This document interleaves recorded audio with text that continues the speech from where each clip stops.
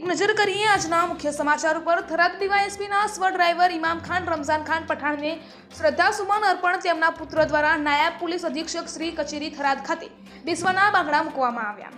બનાસકાંઠા જિલ્લાના થરાદ શહેરના સ્વ ઇમામ ખાન રમઝાન ખાન પઠાણ નિવૃત્ત ડ્રાઈવર એએસઆઈની ત્રીજી વાર્ષિક પુણ્યતિથિ નિમિત્તે તેમની યાદમાં તેમના પુત્રો તરફથી સિમેન્ટના બાંગડા મૂકવામાં આવ્યા હતા,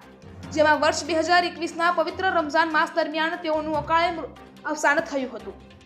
અને આજે તેમની યાદમાં ડીવાયએસપી કચેરી થરાદ ખાતે અને મુસ્લિમ સમાજના કબ્રસ્તાન ખાતે આ બંને જગ્યાએ બેસવાના બાંકડા મૂકવામાં આવ્યા હતા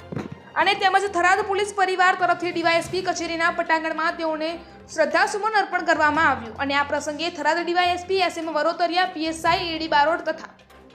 થરાદ ડેપો મેનેજર કપિલભાઈ ચૌહાણ, તેમના નાના ભાઈ કાશમભાઈ પઠાણ, નિવૃત્ત પોલીસ ઇન્સ્પેક્ટર તથા